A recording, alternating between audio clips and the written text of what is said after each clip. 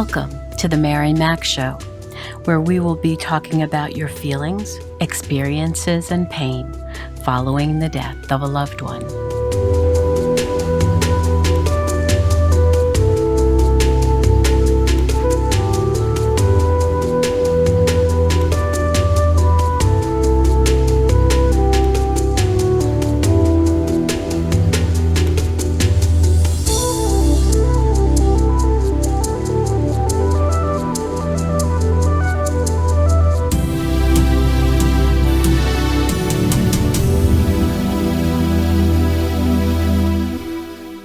Good morning, good afternoon, good evening. Wherever you find yourself in this great big world, I welcome you. How are you, my friend? Today, I want to talk to you about loneliness and isolation. Loneliness is another common issue accompanying grief, which can be difficult to deal with. There is a difference between being alone versus feeling loneliness. You might be surrounded by many people all day long, but you can still feel lonely. You're missing the presence of the person who died. You miss speaking with them, holding them, kissing them, talking with them, being able to come home to them at night, going to sleep with them, or loving them in the case of your spouse. The other people in your life may be near, may even try to comfort you. They may do what they think will serve you as you grieve, but it's not the person you want. You just want the one you love, and they aren't here any longer. And it's not that you aren't appreciative of the people in your life who survived with you, but if you may have buried a child, neither your husband or wife or other children can take their place, nor would they want to. And sometimes you neglect them because you concentrate so much on your loss. It is important, even if you don't feel like it, to re-engage with your surviving loved ones. More than likely, they are grieving as you are, and they need you too. Their lives have been turned upside down too, and they need your comfort and love. Help each other grieve. Take the time, even when you are in such pain, to share your sorrow. Let them know how much you love them. They already know you're in pain. They see it every day. Answer the questions they have. Give frank answers. Never lie. For younger survivors, always answer with age-appropriate language. If you find you are surrounded by people who may not understand you, it's important to visit my website at marymac.info. Go to the Grief Resources tab at the top and find the best organization for your type of loss. The list is broken down by type of death. So death of a child, death of an infant, general bereavement, for death of a mother, father, sister or brother, even a grandparent. There's also groups for widowhood and even homicide and suicide. Go on their website and see if there is a group in your area. If not, call the national office and see if they can put you in touch with a contact person to speak with. They know how you feel better than anyone can. And when they look you in the eye and say that to you, you know they are genuine. They've lived what you've lived. There is no better person to open up to than one who understands the nuances of what you are going through right now. So go find the list on my site when we are finished. I will leave you the link in the show notes of this episode. There will always be people who want to rush your grief. And you'll see that you won't trust them to open up and share your pain with them. And that's perfectly okay. Nobody said you must confide in everyone about your pain. Quite the contrary. It's actually best to truly consider who you will open up to as you move along in your grieving process. It may be best to leave your intimate details at your doorstep and not share much with the people at work. Sometimes, but not always, individuals at work may not have your best interests at heart when you are so vulnerable. Jealousy arises, and sometimes your job could be in jeopardy by these people. So be cautious with whom you share your struggles and challenges. Better to share your pain with someone who understands what you're going through, or in a local bereavement support group. And sometimes, even our best friends and relatives who may not have experienced the same type of grief you are going through may not truly understand you either. And you feel so lonely and sad that your closest family and friends just don't get you. Maybe you are now widowed and they still have their spouses. They don't understand how you feel like the third wheel at events and prefer not to go. They get offended, and you just can't make them understand how you feel. Or you're grieving a child's death, and they can't associate with this loss. You just want to climb into bed after work and not associate with anyone until next morning when you get up again. Many of us feel this way when we feel misunderstood, and this is natural. We don't have the energy to help them to understand. But I'm here to tell you they simply can't understand. They haven't gone through what you have. They may be devastated that their niece or nephew, brother or sister-in-law has died, but they haven't experienced a death like this, and they are secretly hoping they never will.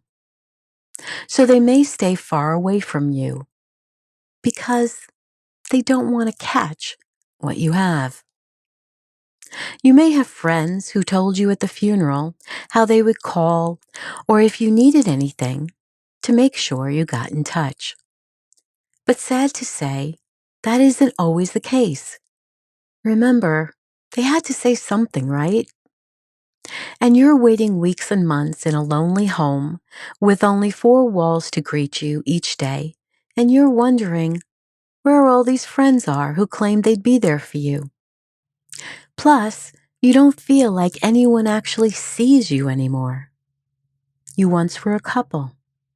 You once brought your child to school. You once visited your sibling at college or went to enjoy their children at their home. And all that is gone now.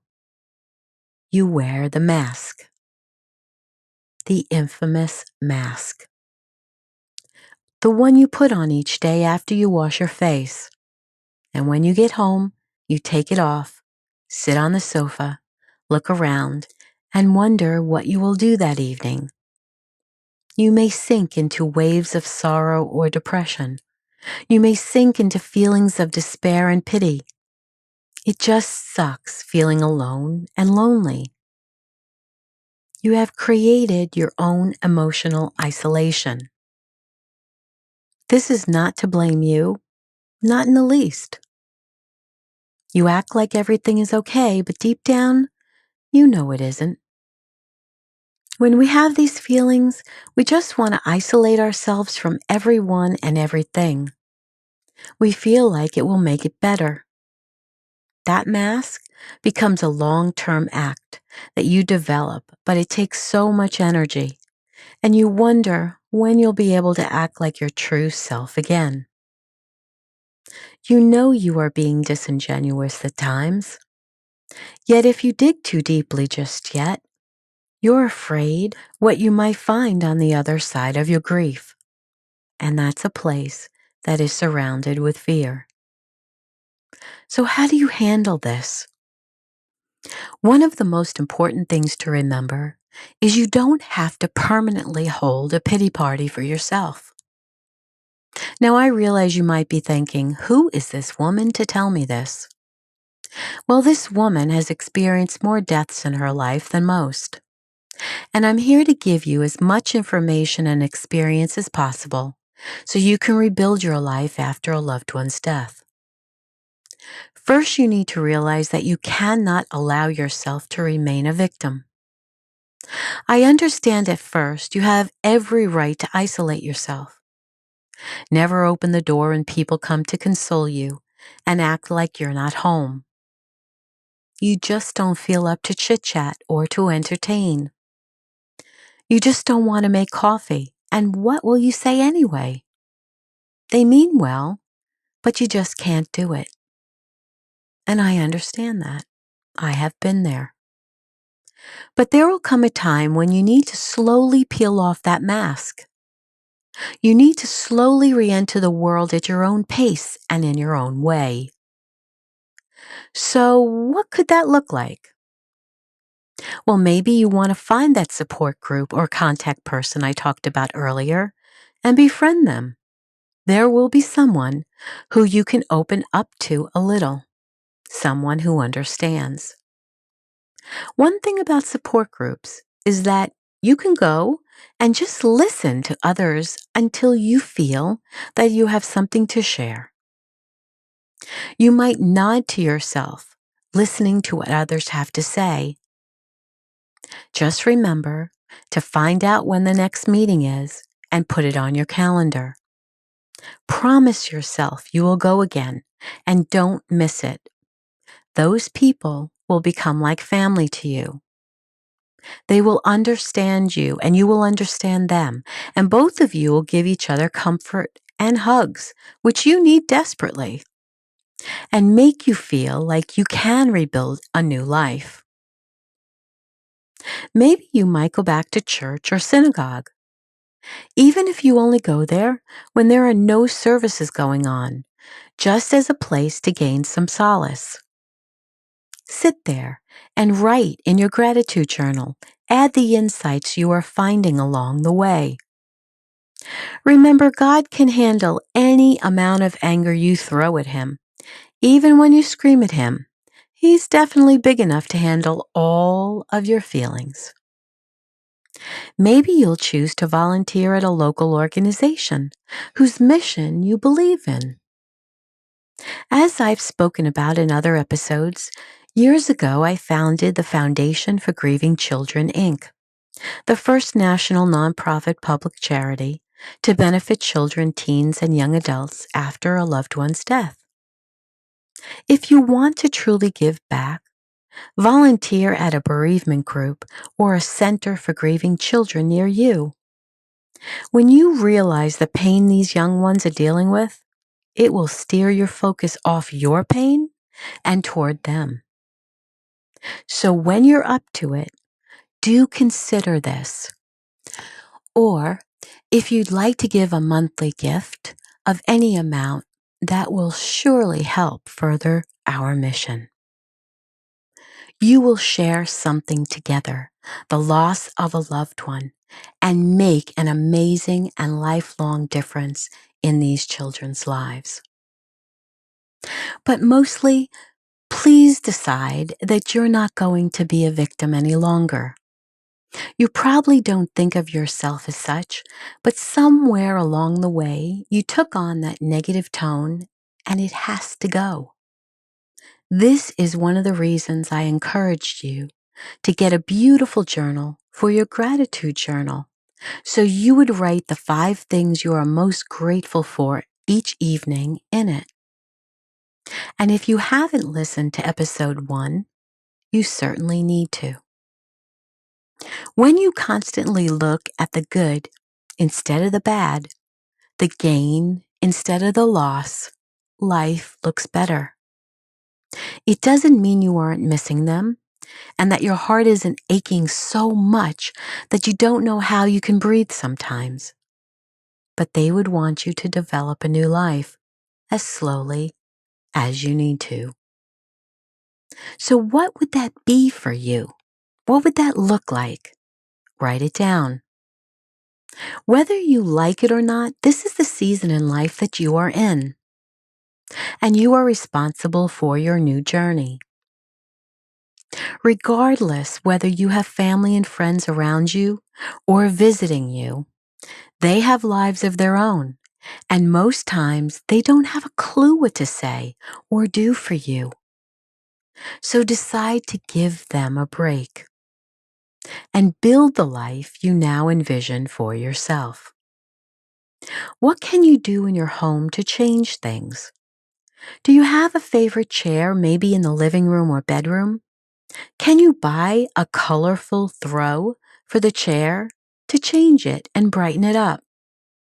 Can you find a lovely plant for the table? What music soothes you? Start a new playlist for the type of music that uplifts you. Can you set aside time to meditate daily, perhaps first thing in the morning? Can you go to the gym, take a walk, swim? What about giving all that love you have to a fur baby who would be overjoyed to leave a shelter and walk into your arms? Can you begin to do things for yourself and feel okay with it? Go to a movie alone. Go to lunch alone. Bring a book to keep you company, or simply sit outside and people watch. See how it feels. Get online and see what adult classes the local community college is offering. A new hobby perhaps, something just for fun. Or if you're adventurous, maybe a history class. Before the weekend comes, take out the calendar and make plans. Have things to do outside on the weekend that not only include the errands, but one thing for yourself to test the waters. This will help you to be around people, even if all you do is interact with the waiter or waitress. This will teach you not to isolate. Next weekend, try something else. Get out, change your scenery. And I don't care if you feel teary. It's okay if you feel teary. Bring your journal and write to your special loved one while you're having lunch. Tell him or her how much you miss them and tell them what you are experiencing and how it makes you feel. So you see, you will have them with you always. But at the same time, you are learning to live without them now, slowly. Especially if you are widowed after 10, 25, maybe 50 years of having someone with you day and night. In the beginning, it is a strange feeling to not be part of a couple. And before it happened, it was unimaginable that you would now have 3 instead of the 4 children you gave birth to. And while you always considered it, one or both of your parents are no longer here, and you're not really sure how secure you feel without them. Whatever your loss, creating a new life is inevitable. You might want to fight it, and for a while you will. But ultimately, you will learn how to be content with loneliness and being alone. And the more you teach yourself how to be content, the easier your life will be. And you will get to a place in the season of life where the solitude will almost be welcomed so you can grieve in peace. Yet one of the most helpful skills to learn is EFT. Tapping on your body might sound silly, but I promise you it is a highly effective way to deal with emotional and physical pain. So as you know, each episode has a blog on marymac.info. Please let me know how you are doing and what you've decided to do to break the cycle of loneliness and isolation you may find yourself in at this point. So now it's time to get up and dance, dance, dance. And I know you think this is still silly, but please do it anyway for me, okay?